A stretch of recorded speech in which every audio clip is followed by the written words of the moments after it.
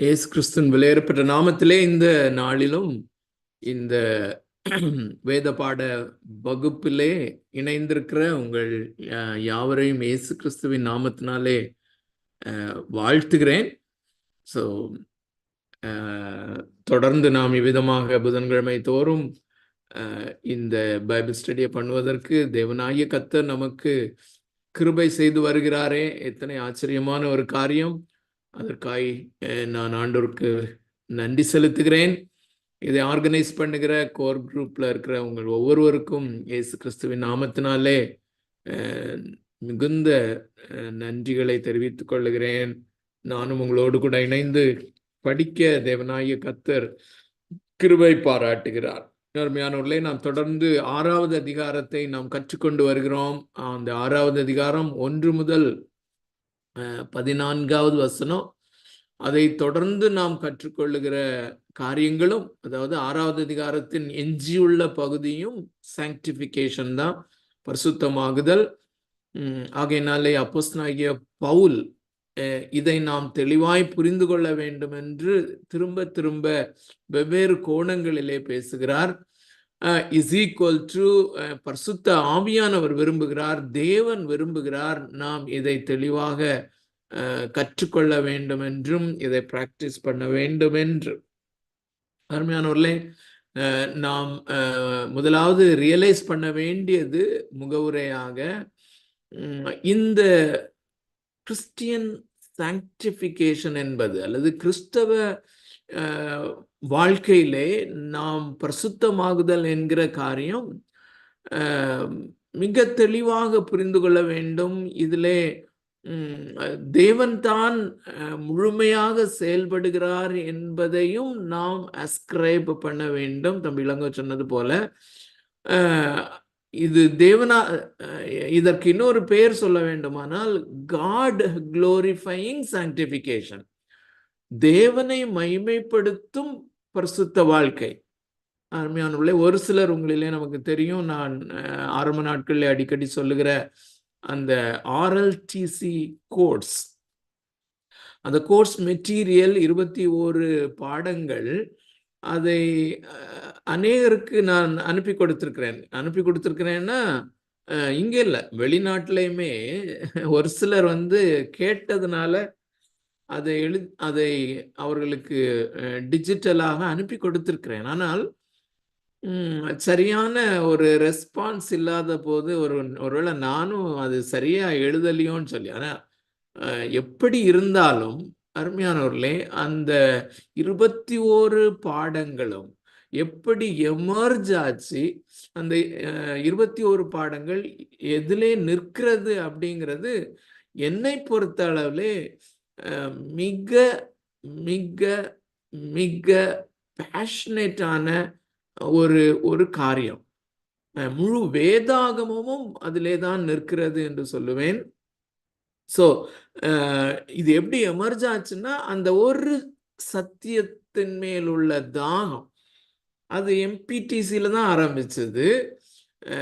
God does everything for his glory, அவ்வளவுதான். அந்த ஒரு பாடத்தினுடைய விளைவாக தான் இந்த காரியம் எமர்ஜ் ஆச்சு. ஸோ அந்த 21 பாடங்களும் எதன் அடிப்படையிலே இருக்கிறது என்றால், தேவன் செய்பவற்றை எல்லாவற்றையும் தம்முடைய மகிமைக்கென்று செய்கிறார். தேவன் மனுஷர்களிலே, பாவிகளான மனுஷர்களிலே ஒரு கூட்டம் மக்களை அவர் ரட்சிக்கிறார் என்றால் தம்முடைய மகிமைக்கென்று அவர் ரட்சிக்கிறார். கடைசியிலே நாம் அறிந்திருக்கிறோம், அந்த வெளிப்படுத்தின விசேஷம் 7வது அதிகாரத்துல 5வது அதிகாரத்திலையும் அந்த ரட்சிக்கப்பட்ட தேவனுடைய மக்களாக எல்லா ஜாதியார், எல்லா கோத்திரத்தார், எல்லா பாஷைக்காரரிலும் இருந்து ரட்சிக்கப்பட்டவர்கள் வரும்போது அவர்களுக்கு வைக்கப்பட்ட அவர்களுடைய கிரீடங்களை அவர்கள் கழற்றி தேவனுடைய பாதத்தின் கீழே வைத்து, தேவரீர் ரட்சிப்பின் மகிமைக்கு பாத்திரர் அப்படின்னு சொல்லும் போதுதான் அது நிறைவேறுகிறது. ஸோ ரட்சிப்பு தேவனுடைய மகிமைக்கென்று அப்படின்னு சொல்லும்போது அந்த ரட்சிப்பிலே அடங்கி இருக்கிற காரியம் இந்த பரிசுத்தமாக்கப்படுதலும் அவருடைய மகிமைக்கென்று என்பது மிக மிக முக்கியமானது. ஸோ அது மாத்திரம் இல்ல, அந்த RLTCல நம்முடைய ஊழியமும் தேவனுடைய மகிமைக்கென்று அப்படின்னு சொல்லி அதை ஸ்பெசிஃபிக்கா பார்க்கிறோம். அது போலதான் நம்முடைய மிஷன், ஒவ்வொருத்தருக்கும் ஒரு மிஷன் உண்டு. அதுலேயும் அந்த அல்டிமேட்டா நோக்கம் அவருடைய நாம மகிமைக்கென்று. ஸோ எல்லாவற்றையும் அவருடைய மகிமைக்காக செய்கிறார் என்று சொல்லும்போது, அவர்தான் அல்டிமேட்டாக அல்லது டிசைசிவான ஒரு நபர் அப்படிங்கிறது. தேவன் தான் நம்மை பரிசுத்தமாக்குகிறவர் அப்படின்னு சொல்லி அந்த காரியத்தை நாம் கண்டிப்பாக அஸ்கிரைப் பண்ணியாக வேண்டும், அல்லது தேவனுக்கு உரித்தாக்க வேண்டும். அவர்தான் செய்கிறார் என்று. ஸோ இந்த RLTC நோட்ஸ்ல ஜோனத்தான் எட்வர்ட்ஸ் உடைய ஒரு கொட்டேஷனை இந்த பரிசுத்தமாகுதல் என்கிற சாப்டர்ல என்கிற பாடத்திலே நாங்கள் சேர்த்திருக்கிறோம். அதை நான் வாசிக்க விரும்புகிறேன். அருமையானவர்களே, அநேகர் அல்லது பொதுவாகவே கிறிஸ்தவர்கள் என்ன நினைக்கிறார்கள் என்றால், ஓகே, ரட்சிப்பு, நாம் ரட்சிக்கப்படுகிறோம், கிருபையினாலே அதை எப்படி புரிந்து கொள்ளுகிறார்கள் என்பது தெரியாது. கிருபையினாலே விசுவாசத்தை கொண்டு ரட்சிக்கப்படுகிறோம். ஆனா அதற்கு பிறகு பரிசுத்தமாகுதல் என்கிற காரியம், நான் பரிசுத்தமாக வேண்டும், ஒவ்வொருவரும் பரிசுத்தமாகிறார்கள், அவரவர்கள் பரிசுத்தமாகிறார்கள் என்று நினைத்தால் அது மிகப்பெரிய தவறு, மிகப்பெரிய தவறு, மிகப்பெரிய தவறு, மிகப்பெரிய தவறு. திரும்பியும் அதை சொல்றேன். நான் கிருபையினாலே விசுவாசத்தை கொண்டு ரட்சிக்கப்படுகிறேன். ஒவ்வொரு கிறிஸ்தவனும் கிருபையினாலே விசுவாசத்தை கொண்டு ரட்சிக்கப்படுகிறான். அதற்கு பிறகு அவன் நல்லவனாக வாழ வேண்டும். அதற்கு பிறகு அவன் ஒழுங்கானவனாக வாழ வேண்டும். அதற்கு பிறகு அவன் பாவமே செய்யக்கூடாது. பாவம் செய்யாமல் அவன் வாழ வேண்டும். அல்லது இன்னொரு வெர்ஷன்ல சொல்லுவோமே, ஆனால் அவனுக்கு கொடுக்கப்பட்ட அந்த ரட்சிப்பை அவன் காத்து கொள்ள வேண்டும். அருமையானவர்களே, இந்த புரிந்து கொள்ளுதலின் அடிப்படையிலே கிறிஸ்தவ வாழ்க்கை ஒருவர் வாழ்ந்து கொண்டிருப்பாரானால் அவர்களுடைய வாழ்க்கை மிக மிக மிக பரிதாபமான வாழ்க்கை. அவங்க என்ன அசம்ஷன்ல போறாங்கன்னா, அருமையானவர்களே, நான் ரொம்ப பிராங்கா சொன்னா, கிட்டத்தட்ட 4 அல்லது 5 பேராவது ஊழியத்தில் இருக்கிறவர்கள் அதிகமாக, இதுல அந்த 4-5 பேர்னு சொல்றேன்ல, அதுல பெரும்பாலும் ஊழியத்தில் இருப்பவர்கள் அல்லது மிஷனரிகளாக இருப்பவர்கள் என்னிடத்துல பேசும்போது கான்வர்சேஷன்ல அவங்கள அறியாம இந்த காரியம் இந்த ஸ்டேட்மெண்ட் வருது. அது என்ன ஸ்டேட்மெண்ட்னு சொன்னா, அவங்க சில போதகர்களை குறித்து சொல்லுகிறார்கள். ரொம்ப ரேரா தான் அப்படி போதகர்கள் இருக்கிறார்கள்.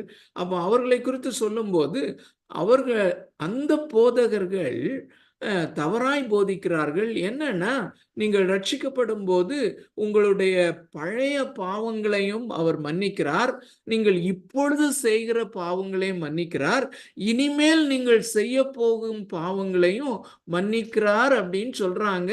இது எவ்வளவு அபாண்டமான கள்ள உபதேசம் அப்படின்னு சொல்றாங்க. அப்படி சொல்லும்போது நான் அவங்ககிட்ட கேட்பேன், நீங்க ரட்சிப்பை நீங்கள் எப்படி புரிந்து கொண்டிருக்கிறீர்கள்? ஒருவேளை அவங்க சொன்ன எல்லா காரியங்களையும் நான் அப்ரூவ் பண்ணிட்டே வந்திருப்பேன், ஆமா சரி, ஆமா சரின்னு சொல்லி. இதை என்னால் ஏற்றுக்கொள்ளவே முடியாது. அது எவ்வளவு எனக்கு நெருங்கிய நண்பனாக இருந்தாலும் இந்த காரியம், அருமையானவர்களே, இந்த ரோமருக்கு எழுதின நிருபம் 1வது அதிகாரம், 2வது அதிகாரம், 3வது அதிகாரம், மிக குறிப்பாக 3வது அதிகாரம் 21 26 அந்த அனுபவத்திலே நான் வரும் பொழுது என்னுடைய பாவங்கள் எல்லாம், அதாவது நான் அதற்கு முன்பு செய்த பாவங்கள், இப்பொழுது செய்து கொண்டிருக்கிற பாவம், இனிமேல் என்னுடைய மரணம் வரையிலும் நான் செய்ய போகும் எல்லா பாவத்தையும், பாவம் என்கிற அந்த ஒரு காரியத்தை முழுமையாக அவர் மன்னித்து விட்டார், முழுமையாக மன்னிப்பு பெற்றாகிவிட்டது என்பதை விசுவாசிக்காவிட்டால், பிளஸ் அதோடு கூட சேர்ந்து நான் பரிசுத்தமாய் வாழ வேண்டும், ரட்சிக்கப்பட்டாச்சு, இனிமே அந்த ரட்சிப்பை நான் தான் காத்து கொள்ள வேண்டும் என்ற கான்செப்டும் உடையவர்களாக இருப்பார்களானால் அவர்களுடைய நிலைமை எப்படிப்பட்ட பரிதாபமான நிலைமை என்று நீங்களே யோசித்து பாருங்களேன். என்னால் நினைச்சு பார்க்க முடியல.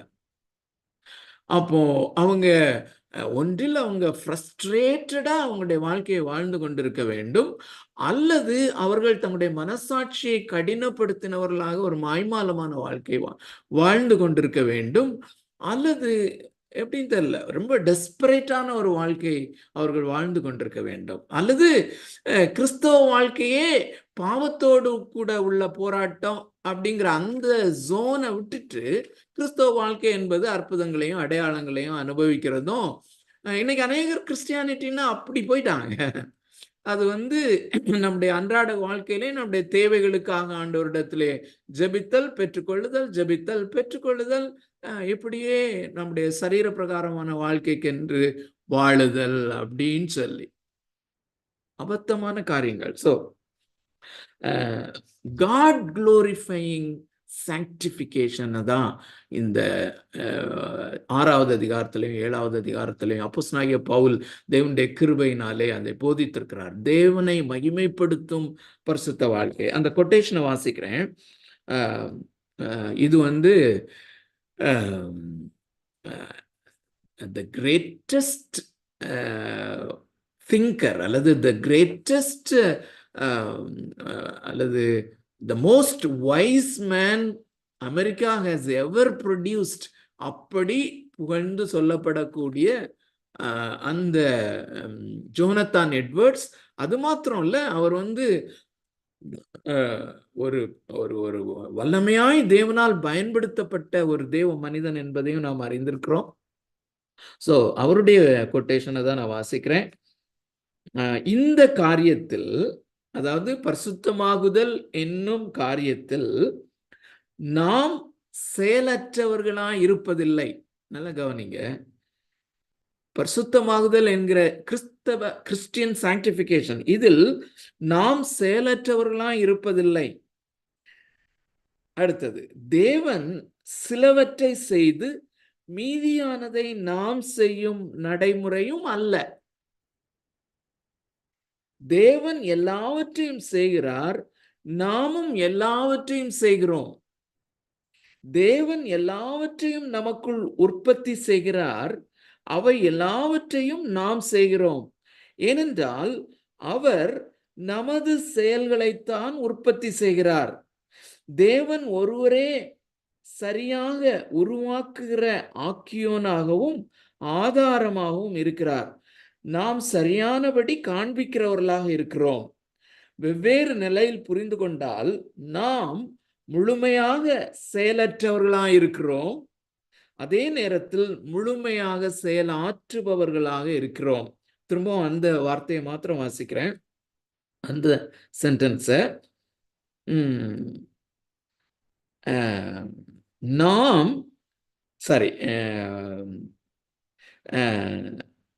நாம் முழுமையாக செயலற்றவர்களாயிருக்கிறோம், அதே நேரத்தில் முழுமையாக செயலாற்றுகிறவர்களாக இருக்கிறோம். இது கொஞ்சம் கன்ஃபியூசிங்கா இருக்கும். வேற ஒன்றும் இல்லை. என்ன சொல்லுகிறார் என்றால், தேவன் தான் முழுமையாக செயலாற்றுகிறார், நாமும் முழுமையாக செயலாற்றுகிறோம். அத ஒரு அனாலஜி முன்னால சொல்லியிருப்பேன்னு நினைக்கிறேன். இதை நான் மிக தெளிவாக புரிந்து கொள்வதற்கு எனக்கு பயனுள்ள ஒரு அனாலஜி என்னன்னா, நான் குருடனா இருக்கிறேன், தேவன் தான் என்னுடைய கண்களை திறக்கிறார். God opens my eyes. குருடனா இருக்கிற எனக்கு என்னுடைய கண்களை அவர் திறக்கிறார், அதாவது பார்வையை அவர் அருளுகிறார். ஆனால் நான் தான் பார்க்கிறேன், அவ்வளவுதான். ரொம்ப சிம்பிள். ஸோ அந்த பிலிப்பியருக்கு எழுதின நிருபம் 2வது அதிகாரம் 12-13 நம்ம அடிக்கடி வாசிக்கிற அந்த வசனம் 12-13, 13-14 நம்முடைய, அதாவது நமக்குள்ளே விருப்பங்களையும் செய்கைகளையும் உண்டாக்குகிறவர்னு சொல்லி போட்டிருக்குல்ல. அந்த விருப்பங்களும் செய்கைகளும் இஸ் ஈக்குவல் டு அதுதான் நம்ம வாசித்த அந்த கொட்டேஷன்ல தேவன் அந்த பரிசுத்த வாழ்க்கைக்கு வேண்டிய எல்லாவற்றையும் நமக்குள்ளே உற்பத்தி செய்கிறார். The complete need. அதாவது பரிசுத்தமாய் நான் வாழ்வதற்கு எனக்கு தேவையான அத்தனை விருப்பங்களையும் அத்தனை செயல்களையும், அதாவது அத்தனை விருப்பங்களையும் என்னுடைய சித்தங்களையும், விருப்பங்களையும் செய்கைகளையும்னா என்னுடைய விருப்பங்களையும் என்னுடைய சித்தங்களையும் அவர் உருவாக்குகிறார் என்றால் நான் வெளியே காண்பிப்பதுதான் என்னுடைய வேலை. I'm only showing outside what has happened inside. எனக்குள்ளே தேவன் நடப்பித்த அந்த வல்லமையான செயலை நான் வெளியே காண்பிக்கிறேன், அவ்வளவுதான். குருடனா இருந்த என்னுடைய கண்ணை அவர் திறக்கிறார், நான் பார்க்கிறேன். நான் பார்க்கிற வேலையை செய்கிறேன். அந்த பார்க்கிற வேலை என்ன அப்படிங்கிறது தான் நம்ம பார்த்துட்டோம். இப்போ இந்த 6வது அதிகாரம் 11வது வசனத்திலிருந்து 14வது வசனம் வரையிலும் அதுதான் இன்னைக்கு நமக்கு பேசேஜ். இந்த பேசேஜோட நம்ம இதை முடிப்போம். அந்த 11லிருந்து 14 படிப்பதோடு 6வது அதிகாரம் 1லிருந்து 14 முடிச்சிருவோம். தம்பி இளங்கோ அனௌன்ஸ் சொன்னது போல அருமையானோர்லே நானும் சொல்ல விரும்புகிறேன். அடுத்த வாரம் முழு பைபிள் ஸ்டடியும் கொஸ்டின் ஆன்சர் செஷனாகவே வைப்போம். கொஸ்டின் ஆன்சர் மாத்திரம் இல்லை, உங்களுடைய சில வாழ்க்கையினுடைய அந்த பரிசுத்தமாகுதல் என்பதில் வளர்வதில் இருக்கிற தடங்கல்கள், நடைமுறையிலே நீங்கள் அனுபவிக்கிற காரியங்கள், அல்லது முதலாவது இதை நீங்கள் எந்த முறையிலே அல்லது எப்படி புரிந்து கொண்டீர்கள் என்பது, ரெண்டாவது உங்களுடைய நடைமுறை பிரச்சனைகள் என்ன அப்படிங்கிற காரியங்கள், ரொம்ப ஸ்பெசிஃபிக்காக கூட நீங்கள் சில காரியங்களை சொல்லலாம். நானும் கர்த்தருக்கு சித்தமானால் சில ஸ்பெசிஃபிக்கான காரியங்களை என்னுடைய வாழ்க்கையில இருந்தும் அடிப்படையாக வைத்து ரொம்ப ப்ராக்டிக்கலாக இதை நம்ம அலசி ஆராய, ஸோ தட், ஏன்னா இது ரொம்ப முக்கியமான காரியம். அந்த சாங்டிஃபிகேஷன் அப்படிங்கிற காரியம் சில இடங்களிலே தான் மிக தெளிவாக போதிக்கப்பட்டிருக்கிறது. நல்ல கவனிங்க, அகெயின் நான் சொன்னது தான் திரும்பியும் சொல்றேன். அந்த பரிசுத்தமாகுதல் என்கிற விஷயத்திலே நான் கிறிஸ்டியன் வே ஆஃப் சாங்டிஃபிகேஷன். மற்றவர்கள் என்ன சொல்லுகிறார்கள் என்றால், நம்ம கடவுளை பொதுவா நீங்க இந்த காரியத்தை நிறைய கேள்விப்பட்டிருப்பீங்க எல்லாருமே. ஏன்னா எல்லாருமே ஒரு நான் கிறிஸ்டியன்ஸ் ஓட சேர்ந்துதான் நீங்க ஒர்க் பண்றவங்க நிறைய பேர், எல்லாருமே ஆல்மோஸ்ட். ஸோ கடவுளை தரிசிக்க போறவங்க பரிசுத்தமா தரிசிக்க போனோம்.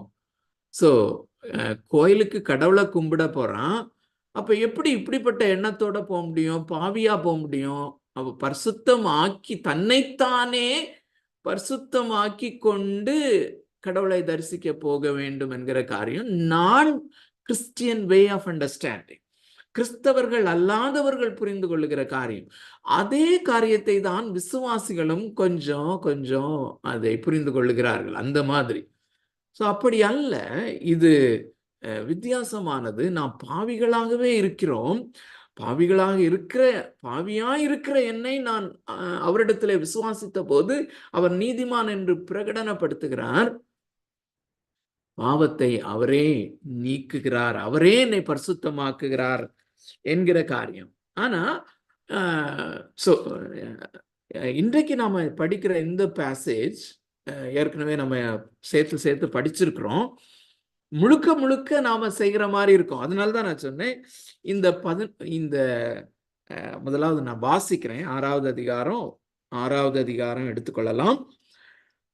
11 முதல் 14 வசனங்களை நீங்கள் உங்களுடைய வேதாகமம் கையில இருக்குமானால் நீங்கள் திறந்து வைத்து பின்பற்றுங்கள்.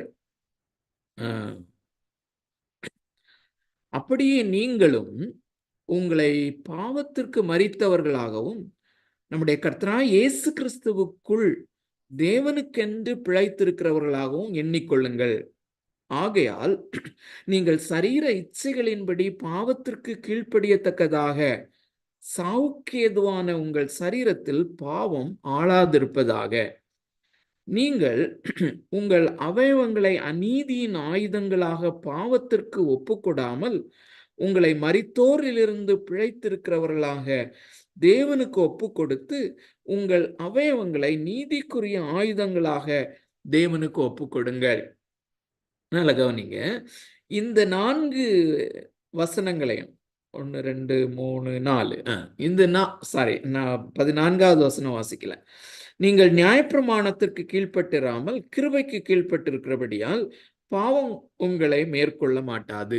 சோ இந்த 4 வசனங்களை மாத்திரம் ஒருவர் பிரசங்கிக்கும்படியாக எடுத்தார்களானால், அல்லது இந்த 4 வசனங்களையும் மாத்திரம் ஒருவர் தியானிக்கும்படி தனியாக துண்டாக எடுத்தார்களானால், இல்லாவிட்டால் இந்த 3 வசனங்கள், இல்லாவிட்டால் ஒரு வசனம் இதிலிருந்து எடுத்தால் நிச்சயமாக என்ன நினைப்பார்கள்?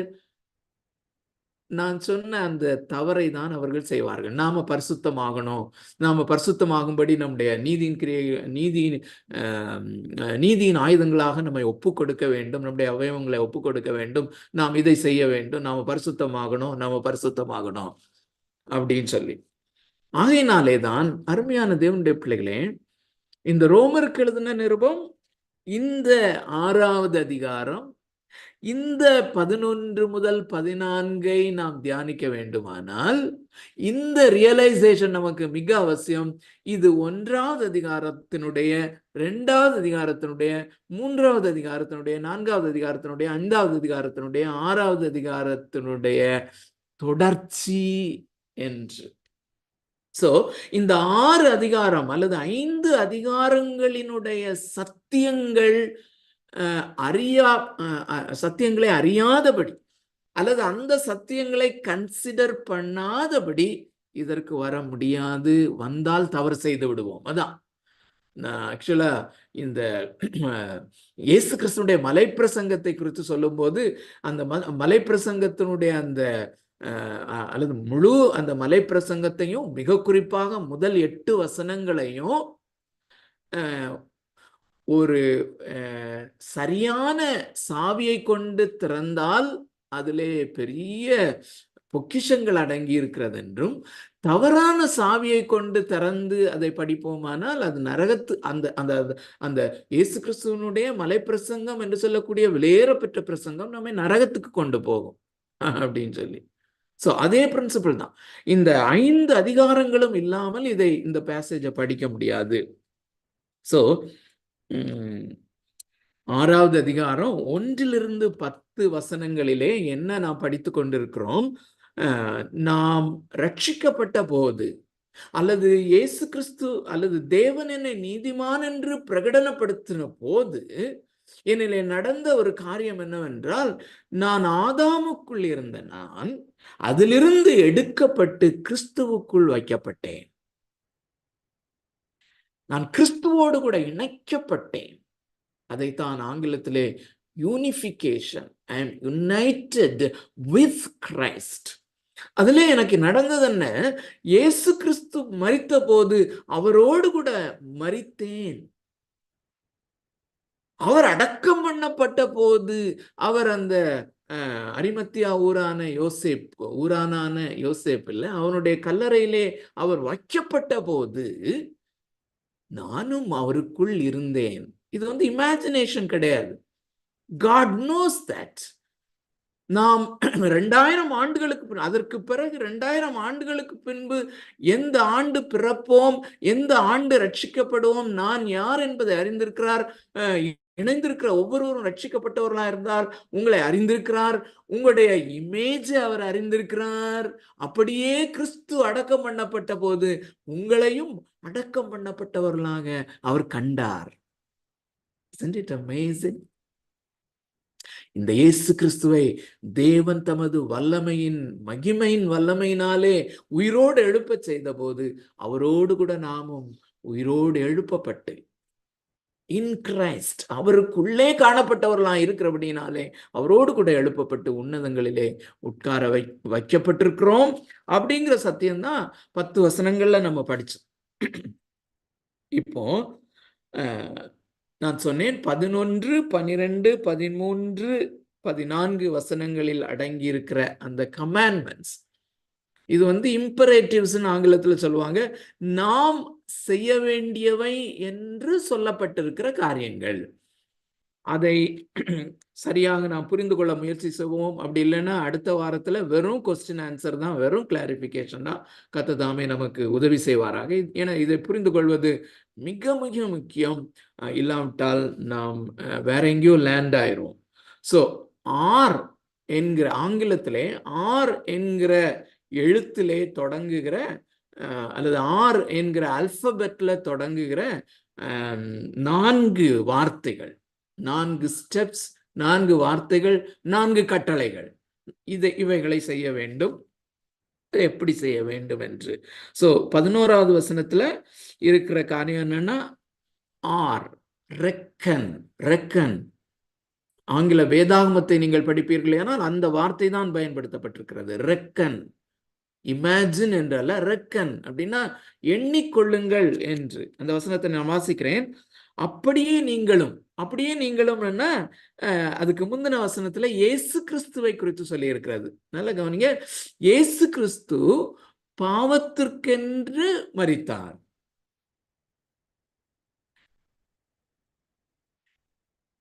இயேசு கிறிஸ்து பாவத்திற்கென்று மரித்தார், தேவனுக்கென்று பிழைத்திருக்கிறார். அதுதான் அதுக்கு முந்தின வருஷம். முந்தின வசனம். அதே மாதிரி இந்த வசனத்துல என்ன சொல்லுகிறாருன்னா, அப்படியே அந்தபடியே நீங்களும் பாவத்திற்கு மரித்தவர்கள். அப்படி எண்ணிக்கொள்ளுங்கள், அப்படி இமேஜின் பண்ணிக்கோங்கல்ல. This is what happen. இயேசு பாவத்திற்கென்று மரித்தார் என்று சொல்லும் போது பாவத்தினுடைய ஆளுகைக்கு அவர் மரித்தார். பாவம் அவரை இனிமேல் ஆளுகை செய்ய முடியாது. அது மாத்திரம் இல்ல, பாவத்தோடு கூட உள்ள உறவுக்கு மரித்தார். அது மாத்திரமல்ல, பாவத்தினுடைய அந்த ரெல்ம், மண்டலம், ஆங்கிலத்தில் 3 ஆறு, அதுல 2 இந்த ஆறையும் அந்த ஆறையும் குழப்பிருங்க. அது சிம்பிளான ஆறு தான் அது. Jesus tied to the realm of sin, to the relationship of sin and to the rule or reign of sin. இயேசு கிறிஸ்து பாவம் என்கிற அந்த ஏரியா, அந்த ஜோன், அந்த மண்டலத்திற்கே மரித்து விட்டார். சோ பாவம் அவருக்கு எந்த இன்ஃப்ளூயன்ஸும் பண்ண முடியாது. அது மாத்திரம் இல்ல, பாவத்தினுடைய ஆளுகைக்கு அவர் மரித்து விட்டார், பாவத்தோடு உள்ள உறவுக்கு மரித்து விட்டார். That's what happened to you and to me. எனக்கும் உங்களுக்கும் அதுதான் நடந்தது. நான் பாவத்தினுடைய ஆளுகைக்கு மரித்து விட்டேன். பாவம் என்னை ஆளுகை செய்ய முடியாது. பாவத்தினுடைய உறவுக்கு நான் மரித்து விட்டேன். பாவம் என்னை சீண்ட முடியாது, அதோடு நான் உறவு கொள்ள முடியாது. அது மாத்திரமல்ல, அந்த பாவத்தினுடைய மண்டலத்துக்கே நான் மரித்து விட்டேன். I cannot go over there. அந்த பாவம் என்கிற அந்த ஏரியாவுக்கு, அந்த ஜோனுக்கே நான் போக முடியாது. அப்போ நான் புதிய மனிதனாக பிழைத்திருக்கிறேன். நான் இப்பொழுது உயிரோடு இருக்கிறேன் என்றால் நான் புதிய மனிதனாக உயிரோடு இருக்கிறேன். நான் தேவனுடைய நோக்கங்களுக்காக உயிரோடு இருக்கிறேன். இயேசு கிறிஸ்துவுக்கு என்று நான் வாழ்கிறேன். அவருடைய நோக்கத்திற்காக நான் வாழுகிறேன். அந்த இயேசு கிறிஸ்துவிலே தேவனுடைய வல்லமை எப்படி செயல்பட்டதோ அந்த வல்லமையை பெற்றவனாக நான் புதிய வாழ்க்கை வாழும்படியாக நான் பிழைத்திருக்கிறேன். இதை எண்ணிக்கொள்ளுங்கள் அப்படின்னு சொல்றார். ரெக்கன். அப்ப இப்பதான் அந்த எண்ணிக்கொள்ளுங்கள் அப்படின்னா என்ன அப்படின்னு சொல்லும் போதுதான் இப்போ 1வது அதிகாரம், 2வது அதிகாரம், 3வது அதிகாரம், 4வது அதிகாரம், 5வது அதிகாரம், 5 அதிகாரத்திலையும் நம்ம படித்த அந்த சத்தியத்தை எண்ணிக்கொள்ளுங்கள் அப்படின்னு சொல்றாரு. என்னது, இதை ரொம்ப பிரீஃபா நான் சொல்லணும்னு சொன்னா, நான் உங்களுக்கு இன்ட்ரோடியூஸ் பண்ணின அந்த 5-fold message of the gospel, சுவிசேஷத்தின் 5 முனை செய்தி என்று அந்த வீடு படம் போட்டு கொடுத்தேன்ல, அந்த 5 சைட்ல உள்ள சத்தியங்களையும் அது உங்களுடைய மனதை சேச்சுரேட் பண்ணி இருக்கட்டும். ஒவ்வொரு நாளும் நீங்கள் வேதாகமத்தை படிக்கும்போது ஃபார் எக்ஸாம்பிள் இன்னைக்கு நேத்து எல்லாம் யோசேப்புடைய சரித்திரத்தை நான் படிச்சுட்டு இருக்கிறேன்னு வச்சுக்கோங்க. அதான் படிச்சுட்டு இருக்கிறேன், உண்மையிலே அதுதான் நடக்குது.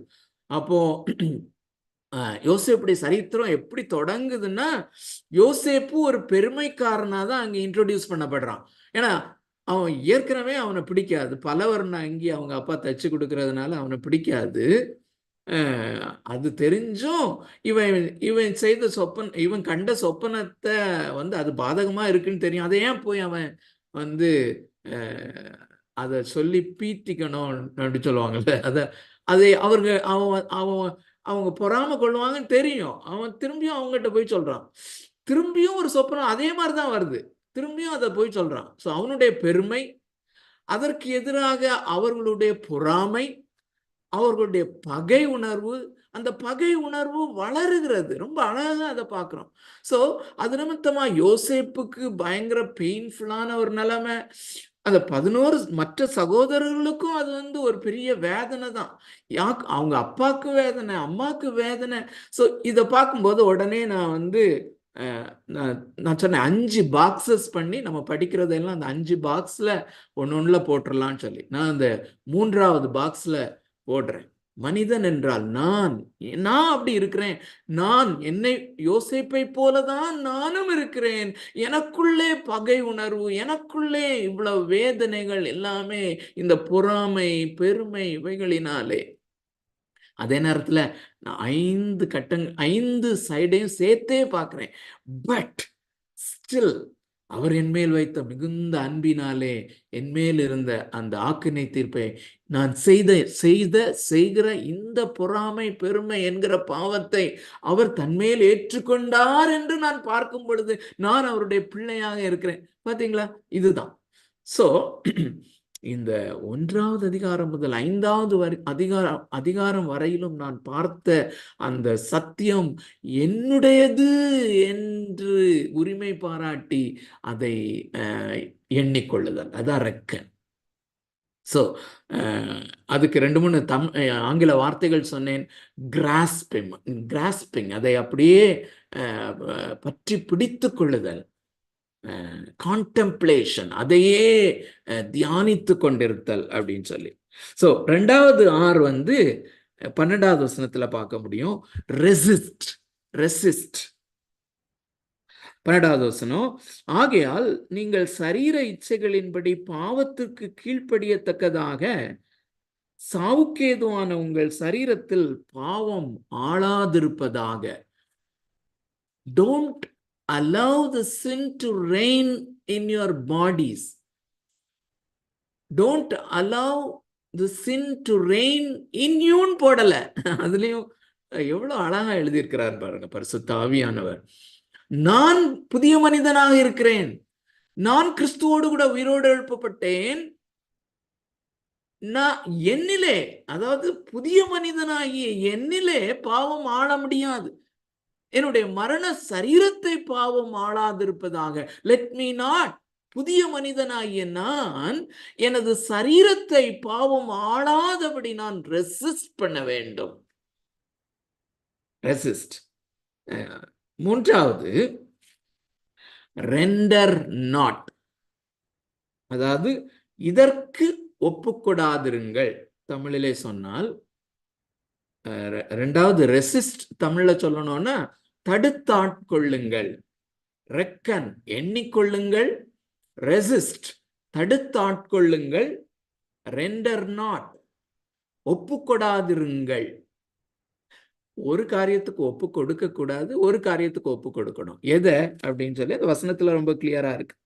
13வது வசனம், நீங்கள் உங்கள் அவயவங்களை அநீதியின் ஆயுதங்களாக பாவத்திற்கு ஒப்புக்கொடாமல், சோ ரெண்டர் நாட், ஒப்புக்கொடாமல் உங்களை மரித்தோரிலிருந்து பிழைத்திருக்கிறவர்களாக தேவனுக்கு ஒப்பு கொடுத்து, ரெண்டர் டு காட், உங்கள் அவயவங்களை நீதிக்குரிய ஆயுதங்களாக தேவனுக்கு ஒப்பு கொடுங்கள். உங்கள் அவயவங்களை நீதிக்குரிய ஆயுதங்களாக தேவனுக்கு ஒப்பு கொடுங்கள். ரெண்டர் டு, ஒப்பு கொடுங்கள். இதனை இதற்கு ஒப்பு கொடாதிருங்கள், இதற்கு ஒப்பு கொடுங்கள். அதான் 4 ஆர். ஸோ இப்போ நல்ல கவனிங்க, இந்த 4 வசனங்களின் அடிப்படையிலே அல்லது அந்த 3 வசனங்களின் அடிப்படையில் 11, 12, 13 இதை நீங்க பார்த்தீங்கன்னா இட் இஸ் அ வார். இந்த ஒரு பெரிய யுத்தம். இந்த யுத்தம் ஒரு பயங்கரமான யுத்தம். ஸோ அப்பனா நான் ரட்சிக்கப்பட்ட பின்பு என்னுடைய ஆவிக்குரிய வாழ்க்கையில இவ்வளோ பெரிய ஒரு போர், ஒரு யுத்தம் இருக்கிறது என்றால், அந்த யுத்தத்தை நானே செய்யும்படி என்னை யுத்த களத்திலே ஆண்டவர் இறக்கி விட்டாரோ? ஏன்னா இதெல்லாம் பார்க்கும்போது அப்படிதானே இருக்குது இல்ல? ரெக்கன், இவைகளை எண்ணிக்கொள்ளுங்கள், ரெசிஸ்ட், தடுத்தாட்கொள்ளுங்கள், ரெண்டர் நாட், இவைகளுக்கு ஒப்பு கொடாதிருங்கள், ரெண்டர் டு, இவைகளுக்கு ஒப்பு கொடுங்கள். அப்போ இவ்வளவு ஆறுதலாக உங்களுக்காக போராடுகிற, உங்களுக்காக பரிசுத்தத்தின் காரியங்களை உண்டாக்குகிறவர் அவர் அப்படின்னு சொல்லி படிச்ச பிறகு அவர் என்னை யுத்த களத்திலே விட்டு விட்டாரோ? அப்படி எல்லாருமே அருளே. அதுலதான் he does everything. We have to just stand and act and get the victory. வெற்றியை நாம் எடுத்துக்கொள்ள வேண்டும். ஸோ இந்த யுத்தத்திலே யார், அதாவது நல்ல கவனிங்க, ஜான் பைப்பர் மாத்திரம் இந்த காரியத்தை ஒரு வித்தியாசமான முறையில கொண்டு வருகிறத நான் கவனிச்சேன். அது மிகவும் பிரயோஜனமாக இருக்கும் என்று கருதினபடினாலே அதை நான் உங்களுக்கு முன்பதாக கொண்டு வருகிறேன். ஒரு யுத்தத்தினுடைய ஒரு சித்திரம். இந்த பரிசுத்த வாழ்க்கை, பரிசுத்தத்துக்காக போராடுதல் அல்லது ஒரு சாங்டிஃபிகேஷன் என்பது ஒரு யுத்த களம் போன்றது. நம்முடைய சரீரம் அல்லது நம்முடைய வாழ்க்கை, நாம் நம்மிலே தானே அந்த யுத்த களம் இருக்கிறது. வேற ஒன்றும் இல்லை. இந்த வசனங்களில் அப்போஸ்தலனாகிய பவுல் கொண்டு வருகிற அந்த டெர்மினாலஜிஸ், அது எல்லாத்தையும் நீங்க பார்த்தீங்கன்னாலுமே அவைகளை ஆதாரமாக கொண்டுதான் அதை செய்கிறார். அதனால அது மிகவும் புரிந்து கொள்ளக்கூடிய விதத்திலே இந்த அனாலஜின்னு சொல்லும் போது இதை, இந்த சத்தியத்தை புரிந்து கொள்ளும்படியாக தேவனுடைய மக்கள் உண்டாக்கின அனாலஜி கிடையாது. நல்ல கவனிங்க, இந்த 11, 12, 13 வசனங்களிலே அப்போஸ்தலனாகிய பவுல் உபயோகப்படுத்துகிற அந்த டெர்மினாலஜிஸை வைத்து ஒரு அந்த போராட்டத்தினுடைய, அந்த போர் அல்லது யுத்தத்தினுடைய ஒரு காட்சியை அவர் உண்டாக்குகிறார். இந்த காட்சியை நாம கிராஸ் பண்ணும் போதே இது நமக்கு இந்த சாங்டிஃபிகேஷன் ப்ராசஸ்ல பயனுள்ளதாக இருக்கும். இதுல முதலாவது அவர் சொல்லுகிறது, அல்லது முதலாவது அப்போஸ்தலனாகிய பவுல் கொண்டு வருகிறது, ஒரு பிரிட்டெண்டிங் கிங், ஒரு போலியாக நடிக்கிற ஆனால் மிகவும் வல்லமையுள்ள ஒரு ராஜாவை கொண்டு வருகிறார். அது எந்த ராஜா அப்படின்னா பாவம். பாவம் என்பதை ஒரு பெர்சானிஃபை பண்ணி ஒரு ராஜாவாக கொண்டு வருகிறார், ஆளுகை செய்கிறவனாக. அந்த வசனம், அந்த வார்த்தைகளை பாருங்க. 12வது வசனம், ஆகையால் நீங்கள் சரீர இச்சைகளின்படி பாவத்திற்கு கீழ்ப்படியத்தக்கதாக சாவுக்கு ஏதுவான உங்கள் சரீரத்தில் பாவம் ஆளாதிருப்பதாக. இந்த டெர்மினாலஜி இதற்கு முன்னாலேயே நம்ம படிச்சுட்டு இருக்கிறோம். So the sin is so powerful that it always reigns, rules, and it wants to rule you and me again. அருமையானவர்களே, இந்த பாவம் என்பது ஒரு மிக மிக மிக மிக வல்லமை வாய்ந்த, சக்தி வாய்ந்த ஒரு ராஜாவை போன்றவன். இந்த பாவம், இதை நாம் அற்பமாக எண்ண முடியாது, சாதாரணமாக எண்ண முடியாது. இந்த விசுவாசத்தினால் நீதிமானாக்கப்படுகிற இந்த அனுபவத்திற்கு வராத எல்லாரையும் இது ஆளுகை செய்கிறது, பலமாய் ஆளுகை செய்கிறது. They are under the grip or reign of this sin. ஆனால் நாம் இந்த ஆளுகையிலிருந்து விடுதலை அடைந்திருக்கிறோம். we are not under its rule.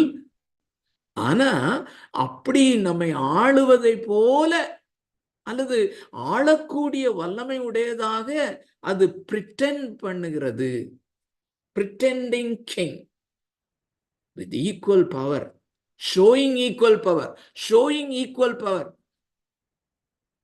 நல்லா கவனிங்க, this is not Satan. Paul is not talking about Satan. Pavul சாத்தானை குறித்து இங்க சாத்தானை பத்தி பேசல. ஆனால் நமக்கு நிச்சயமாக தெரிந்திருக்க வேண்டும், இந்த பாவம் என்பதற்கு பின்னால சாத்தான் என்பவன் இருக்கிறான். ஆனால் அந்த சாத்தான் என்பவனை எந்த இடத்துலயும் பவுல் கொண்டு வரல. அது மிக முக்கியமான காரியம். ஒரு தேவ மனிதன் ஒரு சத்தியத்தை சொன்னது எனக்கு ரொம்ப ஆச்சரியமா இருந்தது. அது உண்மைதான். ஆதியாகமம் முதல் வெளிப்படுத்தின விசேஷம் வரையிலும் முழு வேதாகமத்திலேயே சாத்தான் என்கிற வார்த்தை அல்லது சாத்தான ரொம்ப கொஞ்சமா தான் மென்ஷன் பண்ணி இருக்குது. ஆனால் இந்த ரோமருக்கு எழுதின நிருபத்துல முழு 16 அதிகாரங்களிலேயும் ஒரே ஒரு இடத்துல சாத்தான் என்கிற வார்த்தை வருகிறது. 16வது அதிகாரம் 20வது வசனத்துல கொண்டு வர்றாரு. தேவன் தாமே சாத்தானை வெகு சீக்கிரத்திலே உங்கள் கால்களுக்கு கீழ் மிதித்து போடுவார் அப்படிங்கிற மாதிரி 16வது அதிகாரம் 20வது வசனத்துல மட்டும்தான் சாத்தான். பட் இங்கே பாவம், the sin itself is powerful to reign. அது நமக்கு அது இருக்கிறது, ஒரு ராஜா. So pretending king. ரெண்டாவது, அதே 12வது வசனத்தை நம்ம படிக்கும்போது ஒரு கேசல் அல்லது ஒரு நம்முடைய சரீரத்தை ஒரு அரண்மனைக்கு ஒப்பிடுகிறார். ஜான் பைப்பர் ஒப்பிடுகிறதும் சரிதான். இங்க அப்போஸ்தலனாகிய பவுலுடைய இந்த 3 வசனங்களையும் திரும்ப திரும்ப படிக்கும்போது இந்த பிக்சர் தான் நமக்கு கிடைக்கும். ஸோ நம்முடைய சரீரம் ஒரு அரண்மனை போன்றது. It's a கேசல். ஸோ அதை நீங்க படிச்சு பார்க்கும்போது தெரியும். அந்த ஆகையால் நீங்கள் சரீர இச்சைகளின்படி பாவத்திற்கு கீழ்ப்படியத்தக்கதாக சாவுக்கேதுவான உங்கள் சரீரங்களில் சாவுக்கேதுவான உங்கள் சரீரங்களில் பாவம் ஆளாதிருப்பதாக. There is a palace or castle where Satan wants to rule.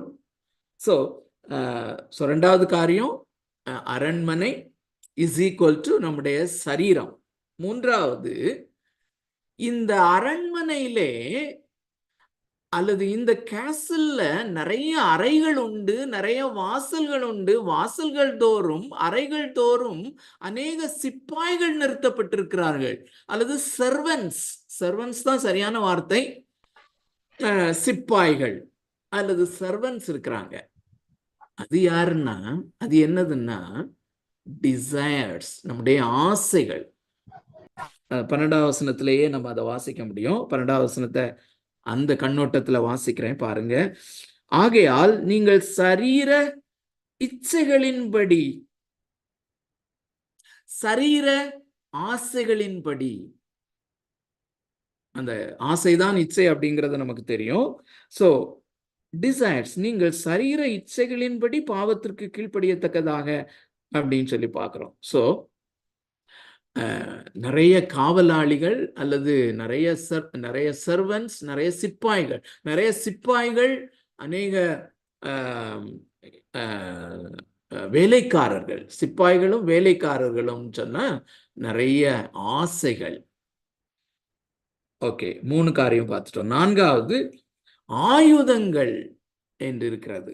ஆயுதங்கள் எதுல வருது? 13வது வசனத்துல, நீங்கள் உங்கள் அவயவங்களை அநீதியின் ஆயுதங்களாக பாவத்துக்கு ஒப்புக்கொடாமல் உங்களை மரித்தோரிலிருந்து பிழைத்திருக்கிறவர்களாக தேவனுக்கு ஒப்பு கொடுத்து உங்கள் அவயவங்களை நீதிக்குரிய ஆயுதங்களாக தேவனுக்கு ஒப்பு கொடுங்கள். வெப்பன்ஸ் வச்சிருக்காங்க. இந்த சர்வன்ஸ் எல்லாருமே இந்த ஆசைகள், வெவ்வேறு ஆசைகள் அல்லது வெவ்வேறு இச்சைகள் என்கிற அந்த சிப்பாய்கள், அந்த வேலைக்காரர்கள் நிறைய வெப்பன்ஸ் வச்சிருக்கிறாங்க. அந்த ஆயுதங்கள் வைத்திருக்கிறார்கள். அந்த ஆயுதங்கள் என்னது? நம்முடைய சரீரத்தினுடைய அவயவங்கள், நம்முடைய சரீரத்தினுடைய அவயவங்கள். கண்ணு, காது, மூக்கு, எல்லாமே, கண்ணு, காது, மூக்கு எல்லாமே ஆயுதங்களாக இந்த ஆசைகளுடைய கைகளிலே இருக்கிறது. ஆசைகள் என்கிற வேலைக்காரர்கள் என்கிற சிப்பாய்களின் கைகளிலே இருக்கிறது. ஸோ 5 காரியங்களை பார்த்துட்டோம். 4 காரியங்களை பார்த்துட்டோம். 5வது ஒரு இதுல 7 காரியங்கள் இருக்கிறது. 5வது ஒரு ட்ரூ கிங், மெய்யான ஒரு ராஜா இருக்கிறார். உண்மையான ராஜா. 13வது வசனத்துல 13வது வசனத்தினுடைய பிற்பகுதியை படிக்கிறேன். B part. உங்களை மரித்தோரில் இருந்து பிழைத்திருக்கிறவர்களாக தேவனுக்கு ஒப்பு கொடுத்து, God is there, Holy Spirit is there, Jesus is there, அல்லது பரிசுத்த ஆவியானவர் அங்கே இருக்கிறார், தேவன் அங்கே ராஜாவாக வீற்றிருக்கிறார். when we are born again, அல்லது கிறிஸ்துவோடு கூட நாம் புதிதான வாழ்க்கையை வாழும்படியாக புதிதாக்கப்பட்டவர்களாக நாம் எழுந்திருந்திருக்கும் போது அங்கே ஒரு புதிய ராஜா இருக்கிறார். we are under the lordship of God. தேவனுடைய ஆட்சிக்கு உள்ளாக நாம் இருக்கிறோம். அந்த சிங்காசனம் ஒன்றுதான் இருக்கிறது. there is only one throne. ஒரே ஒரு சிங்காசனம் தான் இருக்கிறது. அந்த சிங்காசனத்திலே இப்போது தேவாதி தேவன் வீற்றிருக்கிறார். அவருடைய பரிசுத்த ஆவியானவர் மூலமாக இங்கே வீற்றிருக்கிறார். அவர்தான் உண்மையான ராஜா, ட்ரூ கிங். அவர்தான் உண்மையான ராஜாவாக இருக்கிறார். சோ 6வது காரியம் இன்கிரிமெண்டல் சரண்டர்.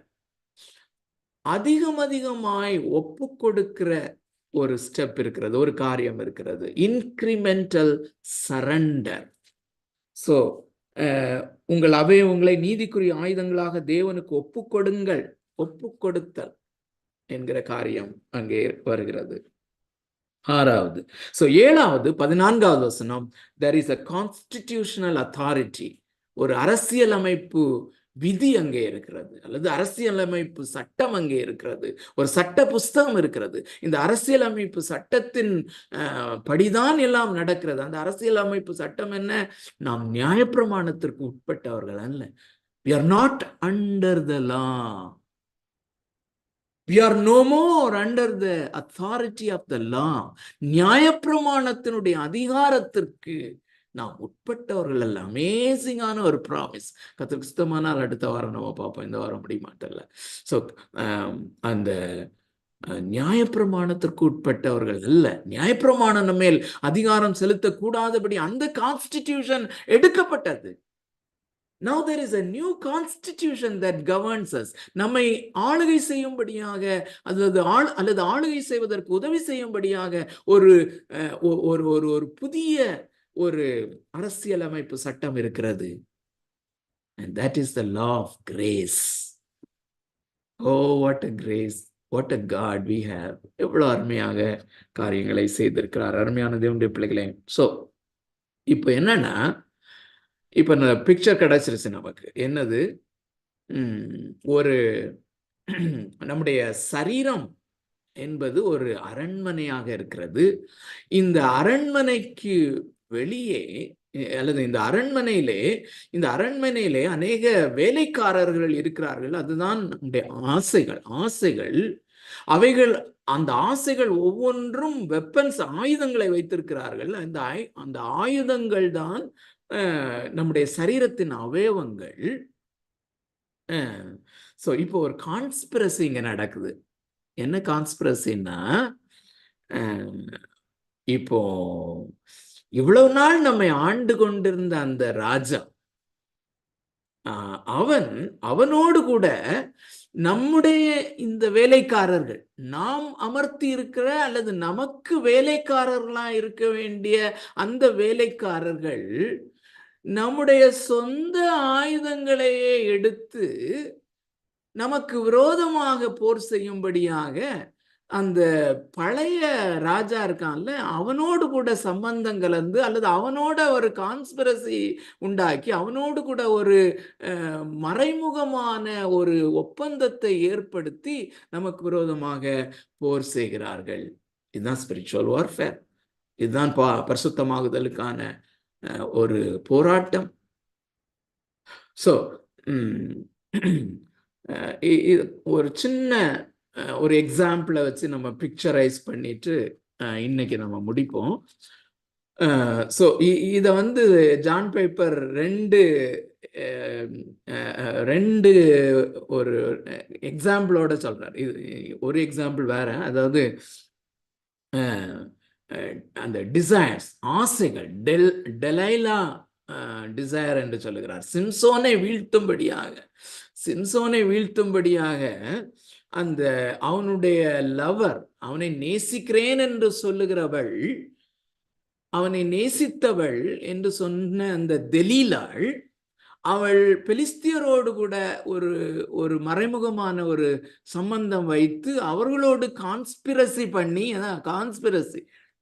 அவர்களோடு ஒரு ஒப்பந்தம் செய்து கொண்டு இவனை நேசித்ததாக அல்லது சிம்சோனை நேசித்ததாக காண்பித்து காட்டி கொடுக்கிறாள். இன்னொன்னு சொல்றார், ஜூடாஸ் டிசைர் அப்படின்னு சொல்லி. யூதாஸ் எப்படி இயேசு கிறிஸ்துவனுடைய நண்பனாக இருந்து முத்தத்தினாலே அவன் விரோதிகளோடு கூட ஒரு சம்பந்தம் வைத்து கொண்டு அல்லது விரோதிகளோடு கூட ஒரு ஒப்பந்தத்தை செய்து கொண்டு இவரை காட்டி கொடுக்கிறான் அல்லவா. இந்த ரெண்டையும் வச்சு நம்ம யோசித்தோம்னா ரொம்ப ஆச்சரியமாக இருக்கும். இந்த ஸோ ஒரு சில டிசைர்ஸ் அவர் வெளிப்படையாக சொல்லுகிறார். மீதியை வந்து நம்ம அடுத்த வாரம் இன்னும் ப்ராக்டிக்கலாக பார்ப்போம்.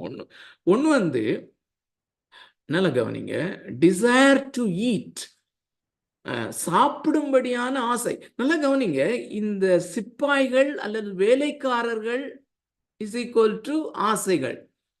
இந்த ஆசைகள் நமக்கு சேவை செய்யும்படியாக, நமக்கு நன்மை செய்யும்படியாக இருக்கிறார்கள். ஸோ இந்த ஆசைகள் சரியான விகிதாச்சாரத்திலே செயல்படுவார்களே ஆனால் நம்முடைய ஆயுதங்கள் சரியானபடி பயன்படுத்தப்படும். ஃபார் எக்ஸாம்பிள், இந்த சாப்பிடும்படியான ஆசையை தேவன் நமக்கு கொடுத்திருக்கிறார். இந்த சாப்பிடும்படியான ஆசை நமக்கு சர்வ் பண்ணும்படியாய், நமக்கு உதவி செய்யும்படியாய் இருக்கிறது. இந்த சாப்பிடும்படியான ஆசையே நமக்கு இல்லைன்னு வச்சுக்கோங்க, என்ன செய்வோம்? நம்ம சாப்பிடவே மாட்டோம். அப்ப சாப்பிடலைன்னா ஹெல்த்தியா இருக்க மாட்டோம். என்ன ஆகும்னு நமக்கு தெரியும். ஸோ நாம ஹெல்த்தியா இருப்பதற்காக அந்த சாப்பிடுற டைம்ல சாப்பிடணுங்கிற அந்த ஆப்பிடைட்டோடு கூட உள்ள அந்த ஆசை, சாப்பிட வேண்டும் என்கிற ஆசை, அது நல்ல ஆசை. ஆனால் இந்த ஆசை அளவுக்கு மீறி போகும்போது அல்லது அநீதியின் ஆயுதங்களாக ஒப்பு கொடுக்கப்படும் போது அந்த ஆசை பேர் ஆசையாக அல்லது அந்த ஆசை கொஞ்சம் அளவுக்கு மீறி அல்லது தேவனால் கட்டளையிடப்பட்ட அந்த வரம்புக்கு மீறி, அந்த சட்டங்களுக்கு மீறி சாப்பிடும்போது, அந்த மீறி ஆசை அதிகமாகும் போது பெருந்தீனி என்கிற பாவத்திற்கு உட்படுகிறோம். ரெண்டாவது, தண்ணி குடிக்கணும் அல்லது நல்ல சுவையான பானங்களை அருந்த வேண்டும் என்கிற ஆசை நல்லது. ரொம்ப களைத்து போய் இருக்கும்போது ஒரு என்னது இப்போ நிறைய பேர் குடிக்கிறாங்க ஓஆர்எஸ் அல்லது அப்படி ஏதாவது ஒரு பானத்தை நாம் தெரிவு செய்து கொண்டு வைத்திருக்கிறோம். ஸோ இந்த ரொம்ப எக்ஸாஸ்ட் ஆகும்போது இந்த குறிப்பிட்ட பானத்தை நான் குடிக்கும்போது நல்லா இருக்குது, அது ரெஃப்ரெஷ் ஆகுதுன்னு சொல்லி நமக்குள்ளே ஒரு ஆசை இருக்கிறது. ஆனால் அதே காரியம் தேவன் கட்டளையிடாத காரியங்கள், ஆல்கஹாலிக் ட்ரிங்க்ஸுக்கு போகும்போது, எக்ஸசிவ் ட்ரிங்கிங்க்கு போகும்போது அது அநீதியின் ஆயுதங்களாக அந்த ஆசைகள் என்கிற சிப்பாய்கள், வேலைக்காரர்கள், அவர்கள் அதே ஆயுதத்தை அநீதியின் ஆயுதங்களாக பயன்படுத்துகிறார்கள். எக்ஸஸ் டிசைர், சரியான டிசைர் நமக்கு சாதகமானது. அந்த ஆசைகள் கூடும்போது அது பாதகமாகி விடுகிறது அல்லது அநீதியின் ஆயுதங்களாக ஒப்பு கொடுக்கப்பட்டு அப்போ அந்த பழைய ராஜாவோட கான்ஸ்பிரசியில இந்த காரியங்கள் நடந்து விடுகிறது. சரீரத்திலே அவன் ஆள முயற்சி செய்கிறான். அதை தான் அவர் தடுத்தாட்கொள்ளுங்கள் என்று சொல்லுகிறார். To not allow this to happen. So நம்முடைய ஆர்கனைசேஷன்ல லீடர்ஸா இருக்கிறவங்க அல்லது அதிகாரிகளாக இருக்கிறவர்கள் தங்களுக்கு எதிராக இந்த வேலைக்காரர்கள் தங்களுக்கு கீழே ஒர்க் பண்றவங்க செயல்படுகிற காரியங்களை வச்சு இதை கம்பேர் பண்ணும்போது தெரியும். ஸோ அதே மாதிரி. ஸோ அடுத்தது ஒரு எக்ஸாம்பிள் வந்து செக்ஷுவல் டிசைர் அல்லது பாலுறவுக்கான ஒரு ஆசை சரியான விகிதாச்சாரத்திலே இருக்குமானால் அவனவன் தன் தன் சொந்த மனைவியை அவளவள் தன் சொந்த புருஷனை என்ஜாய் பண்ணவும் அந்த தேவனுடைய அன்பை ருசிக்கவும் ஏதுவான அந்த லெவல்ல இருக்கும். அது மாத்திரமல்ல, சட்டத்திற்கு உட்பட்டதாக இருக்கும். அது ப்ராக்ரியேஷனுக்கும், பிள்ளைகளை அந்த சந்ததிகளை உருவாக்குவதற்கும் தேவன் அப்படி அந்த ஆசையை வைத்திருக்கிறார். ஆனால் அந்த ஆசை மிதமிஞ்சி போகும்போது அல்லது தேவன் நியமித்த அந்த ரூல்ஸ் அண்ட் ரெகுலேஷன்ஸ்க்கு வெளியே போகும்போது, திருமணத்திற்கு வெளியே உள்ள உறவுகள் உண்டாகிறது.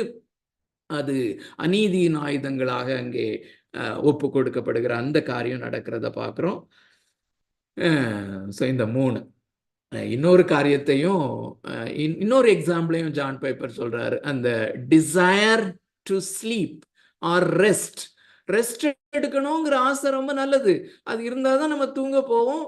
அந்த சஃபிஷியண்டான ரெஸ்ட் நமக்கு அவசியம். ஆனா அந்த ஆசை கொஞ்சம் அதிகமாகும் போது கொஞ்சம் அது என்னவா மாறிடுதுன்னா சோம்பேறித்தனமாக மாறி இருக்கிறது. which is a sin. அது பாவமாக மாறி விடுகிறது. அது அநீதியின் ஆயுதங்களாக அது செயல்பட்டு விடுகிறது. அது எனிமி வந்து எனிமி கிங் அல்லது அந்த பிரிட்டெண்டிங் கிங், தன்னை ராஜாவாக வல்லமையுள்ளவன் தான், பலமுள்ள ஒரு ராஜாவாக அவன் போட்டியாக நிற்கிறான் அல்லவா, அவன் ஒருவேளை நம்முடைய சரீரத்தை ஆளுகை செய்வதற்கு அது வாய்ப்பாக அமைந்துவிடும். அருமையான தேவனுடைய பிள்ளைகளை, தேவன் தாமே இந்த காரியங்களை நாம புரிந்து கொள்ளும்படி உதவி செய்வாராக. இந்த பிக்சர் நமக்கு கிடைச்சிட்டாலே நமக்கு பாதி, ஐ திங்க் 90% ஹெல்ப் நமக்கு கிடைச்சிட்டுன்னு அர்த்தம். ஸோ இந்த ஹெல்ப்புக்கு கூட யாக்கோபு எழுதின நிருபம் 3வது அதிகாரம் 1-12 நீங்க வீட்டில் போய் வாசிங்க, இப்போ வேண்டாம். ஆனா அது ஒரு நல்ல எக்ஸாம்பிள். அருமையானவர்களே, நாம நினைப்போம் இந்த டிசைர், இந்த நார்மல் ஹெல்தி டிசைர், எக்ஸசிவ் டிசைர்னு சொல்றதுக்கு எக்ஸாம்பிளுக்கு 4 சொன்னேன் இல்ல, அதுல நீங்க நினைக்கலாம் ஒருவேளை இந்த செக்ஷுவல் டிசைர் தான் மனுஷனுக்கு ரொம்ப பெரிய பாதிப்புன்னு சொல்லி நினைக்கலாம். ஆனா இந்த யாக்கோபு 3வது அதிகாரம் 1-12 படிச்சு பார்த்தீங்கன்னா, நாக்கு என்கிற அந்த அவயவத்தை அநீதியின் ஆயுதமாகவோ இல்லாட்டி அதை நார்மலா பயனுள்ள ஒரு தேவனுக்கு ஒப்பு கொடுக்கப்பட்ட ஆயுதமாகவோ பயன்படுத்துகிற இந்த பிக்சர் இருக்கு இல்லையா, இந்த 7 காரியங்களையும் வைத்து அந்த யாக்கோபு எழுதின நிருபம் 3வது அதிகாரத்தை 1-12 வரைக்கும் படிக்க முயற்சி செய்யுங்க. கர்த்தர் நமக்கு இதை இன்னும் எக்ஸ்ட்ராவா இன்னும் தெளிவாக புரிந்து கொள்ள பரிசுத்த ஆவியானவர் நமக்கு உதவி செய்வார்.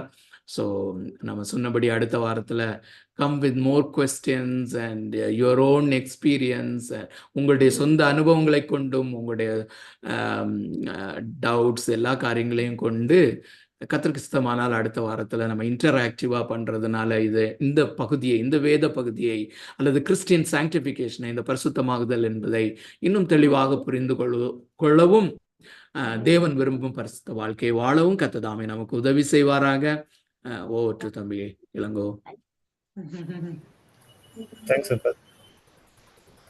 ஓகே, ஸோ நம்ம இன்னைக்கு லைக் ஜோனத்தான் எட்வர்ட்ஸோட அந்த அங்கிள் அதுக்கு முன்னாடி ரொம்ப அந்த சென்ட்ரல் தீமை டச் பண்ணாங்கல்ல, லைக் நாம் எல்லாருமே கனெக்ட் ஆகிருக்க ஒரு அந்த கனெக்டிங் பாயிண்ட் வந்து the glory of God. Okay, like அந்த 5 சோலாஸ் நம்ம பேசும்போதும் கடைசியில் வந்து சோலிடி க்ளோரியோ, லைக் சோலிடி க்ளோரியா, காட் க்ளோரிஃபைங் சாங்டிஃபிகேஷன். ஸோ நம்முடைய சாங்டிஃபிகேஷனில் நம்ம இப்போ எல்லாமே பார்த்தது எல்லாமே அந்த அனாலஜி அங்கிள் சொல்லும் போதும் சொன்னாங்கல்ல, தேவன் தான் கண்ணை திறந்தாரு, நான் தான் பார்த்தேன், ரெண்டுமே வந்து லைக் வந்து ட்ரூத்தா. ஸோ அதை வந்து தேவன் தம்முடைய மகிமைக்காக செய்கிறார் அப்படின்றத நம்ம புரிந்து கொள்ளவும் ப்ராப்ளி அங்கிள் கிட்ட இருந்து அந்த கோட்டை வேணால் நாங்கள் வாங்கி அப்புறமா குரூப்பில் போஸ்ட் பண்ணுறோம். ஸோ அப்புறம் அந்த 4 இம்பேரட்டிவ்ஸ் நம்ம பார்த்தோம்ல, லைக் அ ரெக்கன், எண்ணிக்கொள்ளுங்கள், so resist, render not render to, நாம் வந்து எதை தடுத்து ஆட்கொள்ள வேண்டும், எதற்கு ஒப்பு கொடுக்க கூடாது, எதற்கு ஒப்பு கொடுக்க வேண்டும். அதில் அந்த ஜான் பைப்பரோட அந்த எக்ஸாம்பிள் லைக் வந்து பிக்சர் ஆஃப் அ வார்ஃபீல்ட். ஸோ ஒரு யுத்த காலத்தை குறித்ததான அந்த காரியத்தில் விசேஷமாய் நம்முடைய சரீரத்தின் இச்சைகள், சிப்பாய்கள் எவ்விதமாக நமக்கு விரோதமாகவே, அது ஆக்சுவலாக அந்த தெலீலால் அந்த காரியத்தை நம்ம புரிஞ்சுக்கிட்டோம் அப்படின்னா ரொம்ப யூஸ்ஃபுல்லாக இருக்கும். ஆக்சுவலாக சிம்சோனை நான் நேசிக்கிறேன் அப்படின்னு சொல்கிறா, பட் ஆனால் பேரலி லைக் அந்த பெலிஸ்திய தலைவர்களோடு கூட இந்த யூதாவுக்கு விரோதமாய் அல்லது விசேஷமாய் அந்த நியாயாதிபதியாகிய சிம்சோனுக்கு விரோதமாய் அவள் செயல்படுகிறதான அந்த காரியம். அதே மாதிரி புதிய ஏற்பாட்டிலேருந்து ஒரு கிளாசிக்கலான எக்ஸாம்பிள் சொன்னாங்கல்ல, 3.5 வருடம் கிறிஸ்துவோடு கூடவே இருந்து அந்த அப்பத்தை பிட்டு அந்த பாத்திரத்திலே பானம் பண்ணி, தாவீது சொல்ற மாதிரி என்னோடு கூட அந்த தாளத்திலே கையிட்டவனே என்னை வந்து முத்தத்தினாலே காட்டி கொடுத்தான். ஸோ அப்படி நம்முடைய சரீரத்தின் அவயவங்கள் எப்படி நம்மோடு கூட இருந்து கொண்டே நமக்கு விரோதமாய் போர் செய்கிறது அப்படின்ற காரியங்களை லைக் நம்ம ப்ராக்டிக்கல் எக்ஸாம்பிள்ஸ்ல இருந்தும் பார்த்தோம். ஸோ ஃபர்ஸ்ட் எக்ஸாம்பிள் அங்கிள் ரொம்ப ஸ்ட்ரெயிட்டாகவே எங்களுக்கு எனக்கு தான் சொல்லியிருப்பாருன்னு நினைக்கிறேன். ஓகே, ஸோ அடுத்தது லைக் வந்து அந்த செக்ஷுவல் டிசையர் எல்லாருக்குமான அது பிரச்சனை. ஆப்வியஸாக டிசையர் டு ஸ்லீப் அதுவுமே நம்மளுடைய காரியங்க. ஸோ அங்கிள் சொன்ன மாதிரி யாக்கோபு 3ஆம் அதிகாரம் 1-12 அந்த நாவு வந்து எப்படி சரீரம் முழுவதையும் கரைப்படுத்துகிறது அப்படின்றத இயேசு கிறிஸ்துவின் சகோதரனாகி யாக்கோபு அந்த அப்போஸ்தலன் எப்படி கொண்டு வராரு அப்படின்றத நீங்கள் நான் நெக்ஸ்ட் வீக் வரதுக்கு முன்னாடி வாசிச்சுடுவாங்க. ஸோ தொடர்ந்து இந்த காரியங்களை நீங்கள்